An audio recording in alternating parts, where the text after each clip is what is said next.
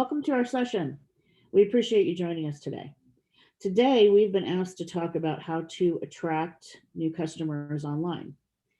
So, at first, we'll want to ask each of you to open up your chat window. It should be on your right hand side. And as we go through this presentation, feel free to jot down questions, discussion topics, things you'd like us to dive deeper on. We have timed our presentation today. It's about 30 minutes, so we'll have plenty of room for conversation after the slides. But first, let me introduce my co-presenter here. I'd like to introduce Tina Serio. She is the digital marketing consultant and founder of Modern Digital, and she has a fully remote digital marketing agency founded in Sonoma County. Thanks, Susan. And I'd like to introduce Susan DeMatei, who is the president and founder of WineGlass Marketing. And they are a premier full-service digital marketing agency in the adult beverage industry. And you'll notice at the top that there's a little camera icon. Whenever you see that, that's a good opportunity to take a screenshot. So if you take a screenshot here, you'll get all of our contact info. And if you do feel like sharing on social media, you have all of the handles for LinkedIn and Facebook and Twitter, as well as a hashtag that you can use to share some of these goodies with your network throughout the presentation. So since the last time we all met about a year ago, COVID and the shelter-in-place orders have really challenged all of our thinking around channels like hospitality or on-premise sales. They've also pushed us to be more compassionate and vulnerable with our messaging. The customers that have stuck with us have a strange mixture of being frustrated with us about new customer service restrictions, fear of the economy and their ability to spend money on wine and the chaos of 2020, and probably a little bit of guilt. Don't forget that wine is a luxury product. Many of our customers likely feel a little guilty that they're buying a nice bottle of wine when so many people are unemployed. But perhaps the hardest thing to navigate this year was how to attract new customers online. It makes sense that we're focused on this because we saw our traditional acquisition channels really collapse this year. So not only how do we find them online, but let's face it, how do we sell something as unnecessary as a $40 bottle of wine to somebody that you can't charm in person over a tasting room? Well, the good news is that at least customers want that bottle of wine. So COVID has caused all of us to really increase our consumption almost overnight. As Americans, we now have a glass of wine about every 3 days. And it's not just wine. Spirits, beer, bottled water for all you preppers out there, all of these saw a really big jump in consumption.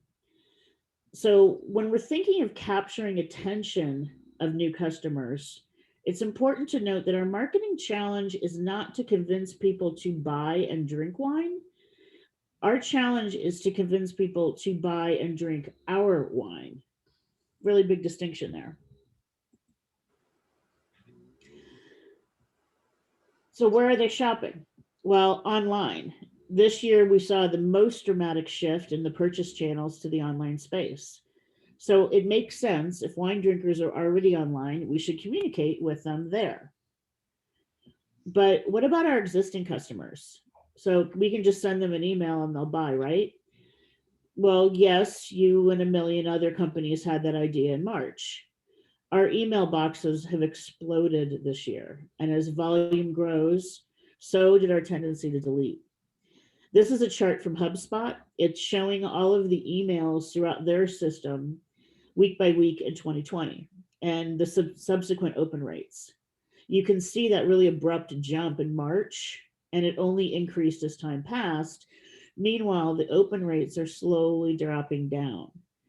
And so this is sort of the old adage, you can't get blood from a stone. You've squeezed too much out of your existing databases, and we now need new names and new acquisition channels for those databases. Interestingly, bounce rates have gone up as well, which is another reason you should be looking for new leads for your database. High unemployment, many people are moving, bounce rates are bound to be higher. This is a page from the 2020 WineGlass Marketing email benchmark report. In the 222 wineries that we looked at and benchmarked, there was a 20% increase in bounce rate from the months prior to COVID to the months after the shelter in place order. That's right, Susan. It's really been the year of digital marketing. I know that I've gotten a lot of questions and you've gotten a lot of questions from folks about how to do digital marketing. And we wanted to share some of those questions with the group today and hopefully answer any of those questions that you might also be having. So we're going to share some of those questions. Don't forget to drop your questions into the chat so we can help you during Q&A. But we're going to cover off on this first question here. How do I even start to acquire customers without a tasting room? Susan, can you take a stab at this one? Yeah, that's a really great question.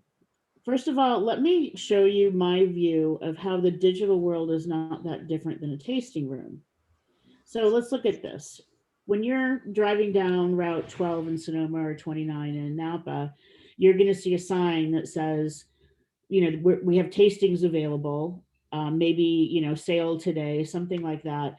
And you're going to say, oh, well, I got a little bit of information about them. I'm going to pull into the parking lot.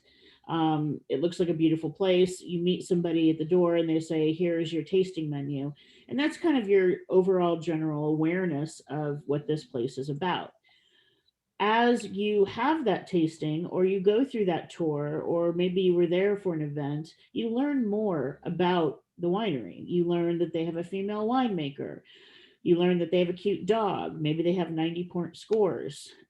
What that's really doing for you as a consumer is it's creating trust, because you feel like you know them now and that you have a consistent level of quality that you can expect from that winery. Before you leave, hopefully they've asked you if you would buy something. And if you don't buy something, at least you sign up for the mailing list. That's the conversion. And that's when you're either taking the product home with you, or you are, signing up to get further information and you're going to buy later. And then finally, as you get those emails, you will sign up for the club. Maybe you're going to bring people back or your friends. You're going to go to one of their events, and you're really going to feel like that is your winery and that is your place. So what does this look like, say, on Facebook? Let's give an example of a digital walking through this trajectory. On Facebook, if you like something, now you're not really liking something to go to their page, you're liking something so that then you can communicate with them in their channel. When you like somebody, you let them into your channel. So if you have an ad out there that says like us, that's your awareness phase. Then maybe you have content, and you should have content that is about you. It's about your cute dog, it's about your female winemaker, it's about your 90-point score. That's all the information that they probably would have gotten in the tasting room over that, tasting room bar. Then you have an email offer, and you might ask them to sign up for the mailing list on social, and they get into your mailing channel, and then they can get those offers. And chances are they'll probably buy much more easier off of email after they've had conversations with you than they would in sort of a cold call ad situation. And then finally, you can serve them ads and have conversations with them and even do customer support with people in a social channel. So for all of these different stages and everything that everybody does there on site, you can do the same type of relationships and move people through this channel in a digital scenario. Let me show you a couple of examples. So for awareness, you're going to have ads out there, and they're going to have call to actions like learn more about us. Or if you feel like you've summed your company up in that 125 words in a picture that you get, maybe you just have the like button and people can like you right from there. If you're in that middle phase, that's when you're kind of doing content. And that's when maybe you could boost some content, but you're not doing a lot of ads there. What you're doing is you're talking about your dog, you're talking about your winemaker, you're talking about your recipe. And that is giving them context for, again, not to drink wine, but why should they be drinking your wine? And then finally, at the bottom, this is when you're really going to talk to them about conversion ads. You're going to give them ads to join the mailing list. You're going to give them ads to buy. So we have an ad here that is to subscribe. We have an ad to book now for an event. And we have an ad here to learn more about their wine club, in this case, a coffee club. So you can have a number of different conversion objectives when you get onto the digital space here. And then what this looks like when you're really looking at it mathematically is you look at the different metrics for each phase. So in awareness, you're looking at a conversion, and hopefully your objective is a cost per like, a cost per getting somebody to say, yeah, I want to find out a little more about you. For the trust phase, you're looking for also a conversion and a cost per click or cost per sign up. Some of those metrics of the call to action buttons that we were just showing a second ago. And then you kind of add those together, you get your total spend, and that's your cost per lead. And hopefully that lead is going to turn into a customer, and you know your lifetime value of a customer. And hopefully it's a lot more than $50. This is just a scenario. You can then look at your email stats, and you can look at your conversion rate there. And then finally, you could roll everything up into an ROI for the entire program. But it's important to look at different stats for each one along the way so you can track your success rate as you're moving people down through that funnel.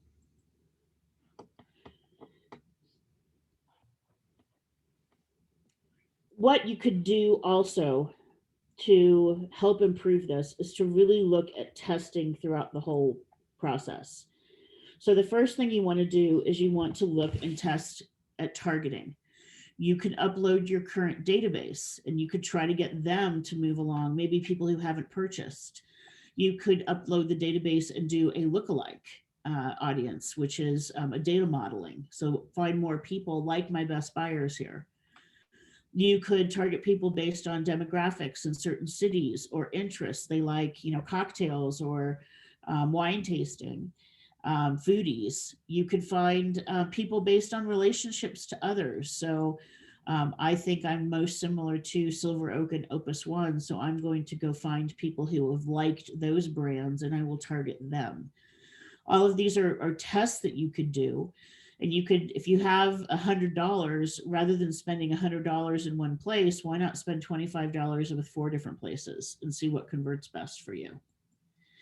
You also can change your creative. You could look at your different image and you could look at your text. You only get 125 characters, so you don't have a ton of flexibility here. But you can look at the line at the top here. You can look at the image. You can look at the call to action. So all of these things will change and convert at different percentages. And then finally, where are you sending them? Don't just send them to the homepage of your website. Make sure you have a landing page. Think to yourself, if I'm asking them to sign up for a newsletter, what do I need to tell them on this page to make them comfortable to do that? Do I need to tell them a little bit about me? Do I need to tell them what to expect in my newsletter? You will get it monthly with recipes. What information on that landing page will help people convert? And then finally, you can roll it all up and you can put it in a dashboard. This particular dashboard goes through the cost per page likes and the cost per like over here, and then the cost per leads in the center. So these are the lead ads. And then over here on the bottom, we have our clicks, which is driving people to our website. So the metrics that I showed you 2 pages ago, you can look at in a dashboard and you can look at your efficiencies and your different testing. So there's your likes. And now I have a question for you, Tina, something that's a little more in your wheelhouse. How do you choose what channels work best for your customers? Yeah, so I get this question a lot. There are so many different channels out there. So you first want to start with what your objective is. And Susan, like you mentioned, from looking at the funnel, you could have an awareness metric, you could have a trust or consideration or conversion. So I'll walk you through a case study of a client of mine. So Rombauer Vineyards worked with Modern Digital on a new digital ads campaign. And we knew, based on their challenges, that they needed to gain awareness of a new SKU. So it was their Sauvignon Blanc. They were pretty well known in the wine industry for their Cab Sauv. We wanted to try to open up the awareness to Sauvignon Blanc. We also wanted to drive direct to consumer offline and online sales. So at the time, they did have the tasting room open, people were able to come in. So we're trying to drive foot traffic to the tasting room, but also online sales. And we also wanted to get folks to engage on their website and sign up for the wine club so that they were a lifetime customer. What we did was we did some demographic work, and we identified that our demographic targeting for our ads should be late 20s to 40-year-olds. So we used that as a layer of targeting in our ads. We also did geo-targeting to make sure that we were only targeting people who were in the US states that could actually get shipped the wine from Rombauer Vineyards. And we tried a few different channels for them. So we tried what we call a multi-channel digital ads campaign. So we used paid social media on Facebook and Instagram. We did video advertising on YouTube, and we ran Google ads. Within Google ads, you're able to run paid search ads and display ads. So we tried out each of these channels for this Sauvignon Blanc campaign. And the results were pretty good. So we actually saw 19% increase in website traffic within the first week, and 10% increase across the whole duration of the campaign compared to the prior period. We also saw over 500,000 video views. So that really helped the awareness phase as well. And half of those video views were video viewers played 100% of the video. And in terms of ROI, we saw a positive ROI, return on investment, across each of the different channels. So they made back the money that they put into the advertising. And actually we saw 262 purchases just from social ads alone. So you're probably wondering, what did they look like? What did these ads look like? So they were beautiful ads. So this was one ad, which was our display ad, and it was focused on the friends category. So we had friends, we had parents, and then we had couples. So we were able to adjust the targeting, but also the creative. So this great creative agency, the Engine is Red in Santa Rosa, created these beautiful ad creatives for us. Here's also a little bit about the kind of speaking to the younger demographic, also speaking to those friends. Here was our YouTube ad targeted to parents that showed the parents getting ready for dinner, grabbing their Sauvignon Blanc and bringing it to the family dinner table. And then this was the couples ad. So you can see a couple going on a hiking trip, and it spoke to that demographic. That's really great. I mean, I think that's beautiful, creative, and great targeting. So that's a larger winery, though. What about smaller ones without a tasting room, maybe? Is there a way to get to them inexpensively and not spend as much money? Yeah, that's a really critical question. For Rombauer, we had the ability to run on a lot of different channels and be able to test all these different channels. We found that in conjunction, they actually worked really well for that particular winery. I know a lot of wineries didn't even have tasting rooms even prior to COVID. And a lot of us small business owners are trying to market our business on the cheap. So if you don't know where to start, just know you don't have to start on every single channel. So what I like to do is start with a channel evaluation, evaluate the different channels that are out there. So I'm going to walk you through a process of this, but you could also look at your analytics and see where people are coming from when they get to your website and focus on those channels to start. You'll also notice that there's a little screen grab here. So if you want to take a picture of this once I build it out, feel free to do so. So the perfect channel doesn't exist, unfortunately, but it would be low cost, have high targeting capabilities, be low effort to get started there, and have a high impact. So there's a few different channels here that we might want to evaluate. So Facebook or SEO or Twitter or Google paid search. I'm going to walk you through an example of a winery that chose Facebook for a couple of reasons. They really wanted great targeting, and they also knew that their audience was on Facebook and Instagram. And if you run on the Facebook Ads Manager platform, you'll be able to run on Instagram as well as Facebook. Lucky Rock Wine Co., based in Santa Rosa, so they're Sonoma-based wine, they decided to run Facebook ads. Their challenge was that they were a small winery, limited resources, without a tasting room, and they knew that they wanted to drive online sales of their Pinot Noir. The winemakers had done some Facebook on their own, mainly organic and a little bit of ads, but they wanted some support and just some expert advice to get them off on the right foot. And they had a lot of the elements already, photography, they had a good message that they wanted to use out in market, but they needed help pulling it all together. So Modern Digital helped them out there. We created a paid social media campaign. We ran those campaigns on Facebook and Instagram, and we identified some of the great images and videos that they had, and then executed it in Facebook Ads Manager to deploy on Facebook and Instagram. Similar to Rombauer Vineyards, we leveraged geo-targeting to only reach the states where we could actually ship the wine, so focus solely on online sales. We also did some A/B testing to test out different messaging and different images and videos to see what works well for them in the long term. The results, we drove revenue as well as a lot of social engagement. We uncovered different ways of reaching Lucky Rock's target audience, so beyond what they were currently doing with word of mouth, events, and organic social.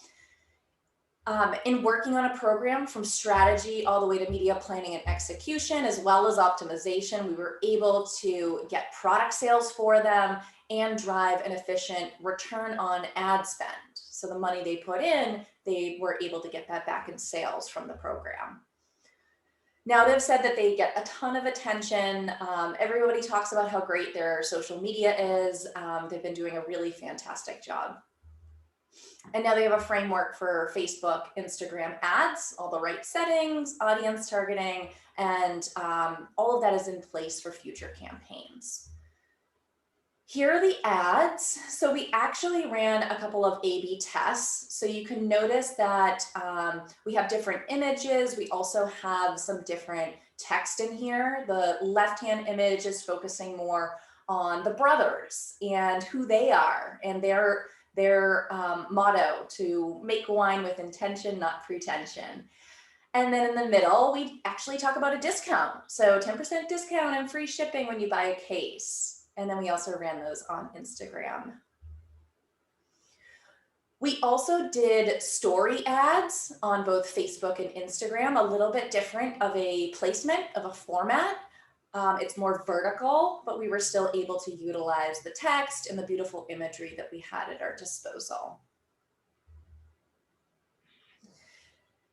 So I have another question that's come up. It's probably more in your wheelhouse, Susan. People want to know, how do they track if they know that they're successful? How do they track all these digital marketing channels? Well, that is the key question, because why do any of this if you can't prove that you're being successful about it? There's a couple of things you need to do. The first thing is, as you get new people to either like or click, sign up for the list, keep them separate. Keep those buckets separate from the rest of your customers. Especially if you're doing a lead campaign and you're getting people to sign up for your mailing list, the tendency is to just kind of dump them in with your mailing list and send them the same email that everybody else is getting. But remember, these people came from a different channel. You wouldn't have somebody walk in your door before you've even given them a little bit of information about you and throw them in a wine club event. You want to do the same thing in digital channels by introducing them to you. Start with your easy offers, start with your smaller volume offers, and shipping discounts also help a lot there. But above all, keep them separate, that they are a separate channel that has come into your database that you need to talk to differently than people who came in through the tasting room and kind of had a crash course in everything about you. The different messages are key.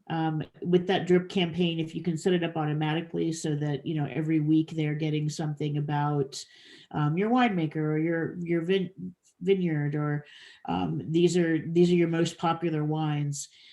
Watch if they're opening and clicking the emails, and track those separately as well to see if the kinds of information that you're giving this channel is resonating with them.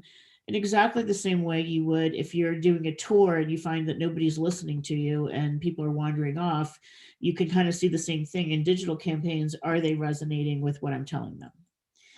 And then finally, look at how long it takes them to buy and what is their average order value. In some campaigns that we have done, we really see that it takes about 80 to 100 days of continual emailing. So you're looking at like 3 to 4 months before they start converting. This channel is not, again, you're starting people from nothing, that they've had no understanding of you, to getting to them to buy something that they haven't even tasted. So it takes a fair amount of communication, but be able to track that and track your own metrics and your own average order value, because you're going to be different than anybody else, because this is your channel and the information that you've given them. You can look at all of this in a dashboard, and you can look at all of it in Google Analytics. So what we have done here is we've set up funnels, and we can see the conversion rate, we can see the number of transactions, and we can see the revenue, so we can get that average order value. The other thing we look at is we compare the different channels. So here we're looking at, emails versus organic search and display ads and other things that we're running for this client. But you could track how you're getting people digitally into your sort of fold, if you will, and then how are they converting. And over here, you're really looking at the transactions and the conversion rate and the revenue that you're bringing in from those different programs. And so that is about it. Why don't you take a wrap up for us? Perfect. Key takeaways. Another opportunity to take a little screenshot if you would like. What we covered off on today, a lot of best practices as well as a lot of case studies. But basically, think about how you can approach acquiring new customers similar to how you connect with customers in the tasting room. The digital world doesn't need to be that different or daunting when you're taking all of the success that you had in the tasting room and translating it online. Try out different channels to see what works for your brand, similar to what we did for Rombauer Vineyards, and figure out what works for your customers, since those are the most important people to you. And you don't need to spend a ton of money on marketing. Test out maybe just one channel to start, use your analytics, and see where people are coming in from to your website and start there. And don't forget to track your digital marketing to see what's successful. Setting up a simple dashboard for yourself, tracking in your different platforms that you're using. That way you can see how your efforts were successful. Hopefully that wasn't too much information overload. If you have questions for Susan or myself, you can reach us via our email addresses. Also, we'll get access to this deck. If you want it right now, you can go to moderndigital.co/DTCW2021. And if you want to set up a clarity call, I am available. You can just type in this URL and go ahead and schedule that with me. And of course, if you're interested in learning more, you can follow our blogs. So there's a Modern Digital blog as well as a WineGlass marketing blog here. So with that, we want to turn it over to Q&A and see what the audience has to ask us.